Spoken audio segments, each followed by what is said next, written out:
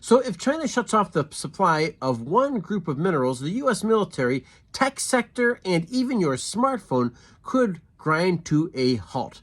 These are rare earths, and China controls like 90% of the world's rare earth mineral output.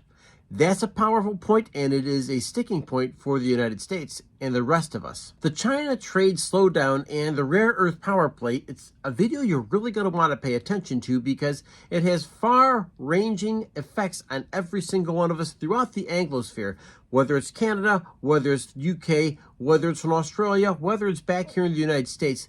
This is something that is going to impact every single one of us, and it's impacting us right here, right now in 2025. Of rare earth minerals. A happy accident. As I've said before, it's better to be lucky than smart, but if you're lucky, you better get smart in a hurry, which is what we've been trying to do. So we've advanced the ball quite a bit. Interestingly, the last 6 weeks have been pretty important. We actually broke ground. We're down about 100 feet down in a pit. We had a wonderful groundbreaking that Secretary Wright was at, and a number of other Washington officials. And then actually, this morning, we closed on a $200 million offering of common stock, so we have capitalized ourselves too. In this video, I'll explain how tariffs and export bans are setting up the next global choke point and what it means for your job and your wallet. You may ask yourself a question, what are rare earths anyway, and where do you find rare earth minerals? And the fact is, here is a list of some of the things that we trade with China. Specifically, there was one group called rare earth magnets, and they're used from the automotive industry to missiles to jet fighters. I mean, they are everywhere.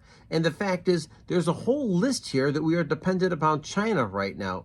And it's never a good thing to be dependent on China for anything, let alone issues that could affect our national security. And when you have that kind of a checkpoint, you know there's a deeper story going on. So we already know there are some trade tensions between the United States and China, and of course, Trump is the deal maker. There is no question in my mind he will work out some kind of a trade deal with China, but you also want to make sure you have a little bit of leverage in that trade deal. The fact is, if you do not have leverage with being able to trade the right items, being able to force the right trade in your favor, and most of all, being able to put your fingers on the right levers to make sure the trade deal works in your favor and not completely in China's favor, then you kind of see what's at stake here. The fact is that China right now is actually hinting at export limits in retaliation to U.S. trade tariffs. Think of this as like economic blackmail, and the keys of our tech future are right in the hands, not of the United States, but of the Chinese, and that's a scary thought. Here in the United States, we already know there's a little bit of strain with manufacturing. The jobs reports have not been good. They've all been revised down over the past 2 months, and we know the president has something really big in the works with bringing all kinds of manufacturing back to the United States.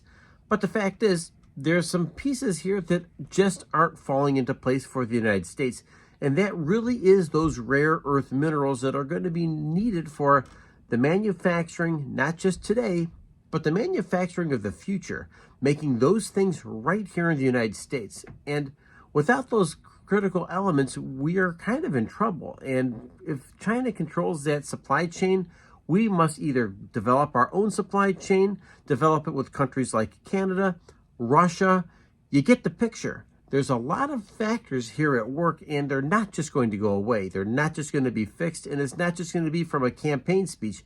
It really has to deal with trade deals and access to those minerals. Usually takes you 6 to 9 months to kind of go through that process and optimize what you're doing, and then we'll go into a commercial facility sometime, probably the latter part of next year.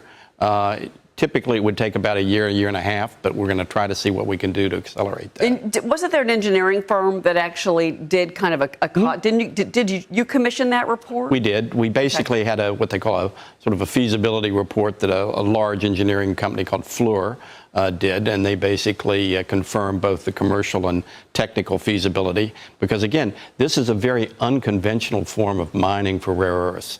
Most rare earths are found in hard minerals that are indeed radioactive, which is why they're mostly shipped to China to process. This is in soft coal. It's commingled with coal and sort of the top and the bottom of the coal seam. So it's much, much simpler to certainly to mine, certainly also to process. So we're blazing some new ground here, but we're trying to do it in a hurry. So maybe I have some of you squirming in your seats right now, and that's okay. This is part of how geopolitical tensions play out, and the game of trade and trade politics and power politics plays out in the year 2025. The fact is that it's okay to be uncomfortable because discomfort oftentimes creates action, and action really creates a whole nother angle to how we address these issues. And of course, the president appears to be very proactive in his approach here. He wants to see some big things going on, and big things in trade, big things with tariffs, and big things with reshoring American jobs. And the fact is, there's some more difficult waters to navigate. The fact is that Russia, India, China do control rare earths, and those are things we always need access to. And so we need to work out a situation that works for them and also works for us. But as of right now, China is the key linchpin in this argument. They control 80 to 90% of some rare earth minerals. And without those, we're going to have to redevelop our supply chains, rethink our supply chains. And the last thing in the world you need is to be dependent upon one of your chief political rivals, military rivals, for anything. Because the stakes keep on getting higher and higher, and we must have a way forward because we don't want to be dragged into other geopolitical situations where the United States doesn't have the leverage that's critically important to remain the world's #1 country. Hi, I'm Brian. Thank you for joining me at the Economic Report. Today we talked about some really important things, including rare earths, including relationships with China and trade, and of course, the future of American manufacturing. Make sure you leave a comment below, and I want to remind every single one of you that we do have a vested interest in the future of these types of conversations right here, right now in 2025. The biggest battle we're fighting is the one between our ears over our thoughts, our actions, and our attitude. Folks, just remember, you can make a difference every single day. Start with a hi and a smile to anyone you meet, and remember to hit that like and subscribe button. I'll catch you next video. Thanks for joining me.